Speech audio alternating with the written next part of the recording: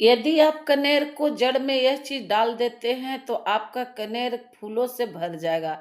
अगर आपका कनेर में ग्रोथ विकास नहीं होता है या आपको ब्रांचेस नहीं आती है, फूल नहीं आती है, कलियाँ नहीं बन पाती है, तो ये सब का आज मैं बताऊँगी कि आप इसमें क्या करेंगे ताकि हमें ज़्यादा से ज़्यादा फ्लावरिंग मिले और न्यू-न्यू इसमें ब्रांचेस भी आए।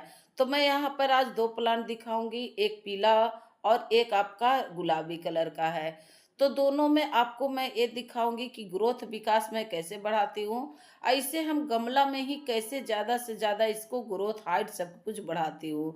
अगर आप कलम से लगाना चाहती है तो उससे के बारे में भी बताऊँगी कि आप लोग अगर कलम से भी इसे अभी लगाते हैं तो इससे ग्रोथ विकास ईज़िली कैसे बढ़ता है।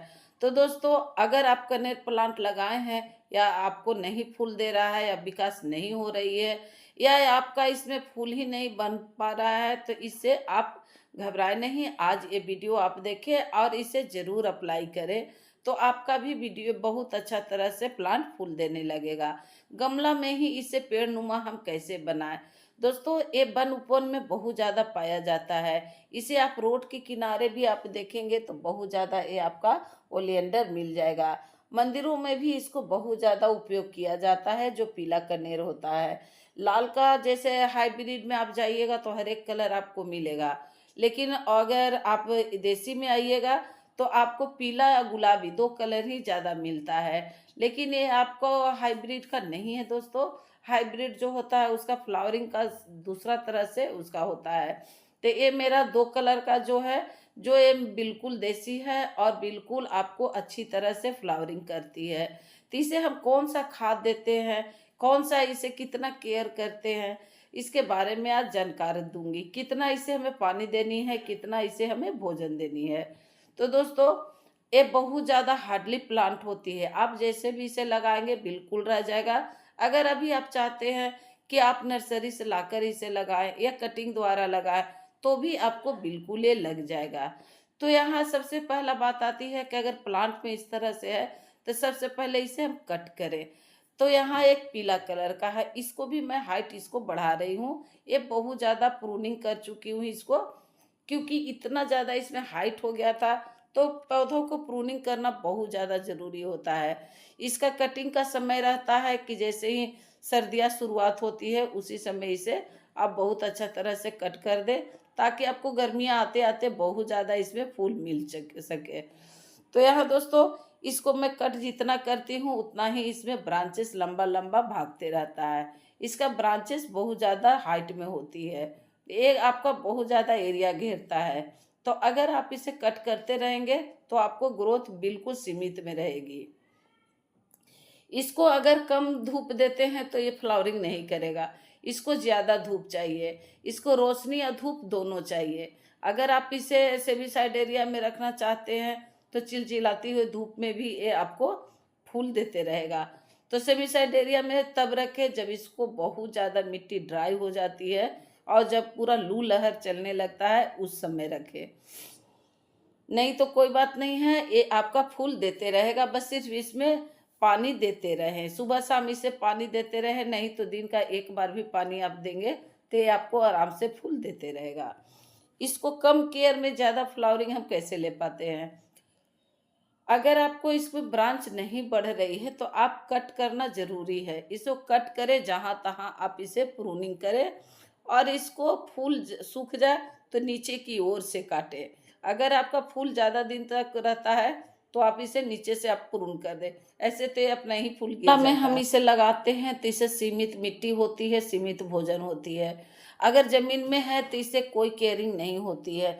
लेकिन गमला में होने की वजह से हम लोग का थोड़ा ध्यान देना पड़ता है ताकि इससे ज़्यादा से ज़्यादा फ्लावरिंग हो। इसको मिट्टी को आप इस तरह से बनाएँ जब लगा रहे उसी समय इसको मिट्टी बहुत अच्छा तरह से बनाएँ ताकि इसे हम ज़्यादा से ज़्यादा फ्लावरिंग ले सकें। तो इसको आधा आपको मिट्टी चाहिए और 50% मिट्टी के बाद आपको जब लगा रहे तो उस समय 30% कोई कंपोस्ट मिलाएँ या आप 10% फिर रेत इसमें मिलाएँ। रेत मिलाना बजरी बहुत ज़्यादा ज़रूरी होता है और नहीं तो आप कोकोपीट भी मिला सकते हैं। उसके बाद लगाने के बाद इसमें आप लगा दें, उसके बाद 1-1 महीना पे इसे कोई खाद देना ज़रूरी रहता है। बीच में आप कोई खाद देते हैं या नहीं देते हैं उससे फ़र्क नहीं पड़ता है, लेकिन 1 माह पर इसे भोजन देना ज़रूरी होता है। अगर आप इसको पानी देते हैं सुबह-शाम या एक ही बार, तो ये आपका बहुत अच्छा तरह से ग्रोथ करेगा। इसमें आप नहीं अगर ग्रोथ हो रहा है तो एप्सम साल्ट डालें, हाफ टी स्पून डालें, नहीं तो ये पौधा को जलाता भी है। तो इस तरह से देखिए कि मेरा गमला में 2 ही कलर का है और बहुत अच्छा तरह से विकास भी इसमें हो रही है। दोस्तों इसको मैं क्या करती हूँ कि प्रूनिंग करने के बाद मैं यहाँ कलम से कई प्लांट तैयार की हूँ। अब मेरा कलम से ही अच्छा तरह से ग्रोथ विकास होते रहता है। तो यहाँ भी देखिए कि एक पौधा है और बहुत सारा इससे लंबा-लंबा इससे ब्रांचेस भी भाग रही है। दोस्तों इसको क्या करना होता है कि आप मिट्टी जब इसको आप खाना दे रहे हैं समर में, जैसे आप भी चाहे तो जैसे आप इसे रिपोर्टिंग भी कर सकते हैं। 1 साल पर गमला अगर नहीं चेंज करना चाहते हैं तो इसको निकाल कर जड़ को आप काट के और थोड़ा-सा आप इसको सेमीसाइड एरिया में फिर रख दें उसी तरह से, तो ये आपका बहुत ज़्यादा ग्रोथ विकास एक ही गमला में करते रहेगा।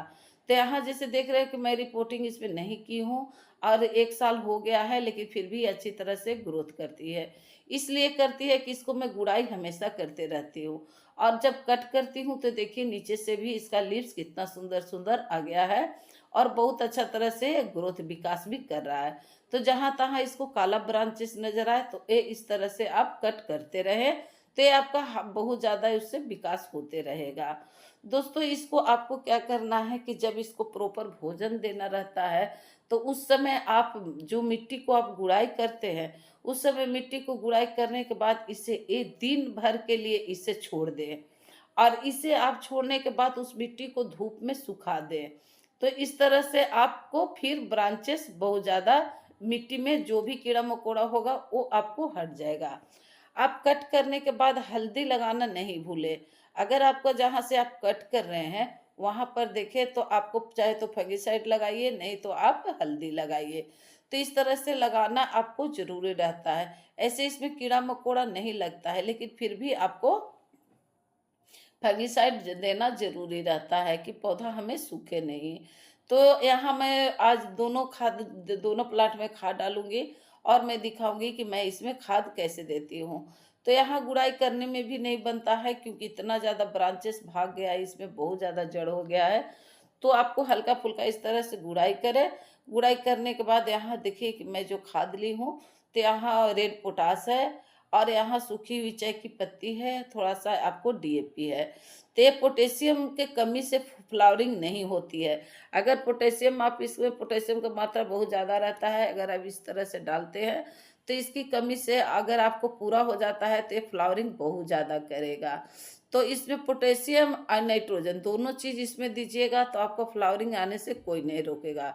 सूखी हुई चाय की पत्ती में नाइट्रोजन ज़्यादा मात्रा में होती है, फास्फोरस भी होती है, इसलिए इसे डालना बहुत ज़्यादा ज़रूरी रहता है। इससे सॉइल भी आपको एसिडिक बना देता है। डीएपी जो होता है वो आपको बहुत अच्छा तरह से काम करता है पौधा को उगाने में। तो यहाँ 10 दाना डीएपी को भी मैं डालूँगी इसलिए क्योंकि ग्रोथ विकास ज़्यादा होगा। तो ये 3 खाद आपको फूलों से गमला भर देगी, इसलिए आप 3 खाद के इस्तेमाल करें। और अगर आपको पोटाश इस तरह से नहीं मिलता है, तो आप केला को छिलका को पाउडर बना लें और बनाने के बाद 2 चम्मच आप पौधा में डालकर और इस तरह से पानी डाल दें। तो आपका बहुत ज़्यादा प्लांट में ग्रोथ, विकास सभी कुछ आ जाएगा। तो इसी तरह से आपको प्लांट में करनी है और एक-एक माह पर करनी है और इसको गुड़ाई करना एक-एक माह पर ज़रूरी है, नहीं तो आपका पौधा रूट बॉन्डिंग भी हो सकता है।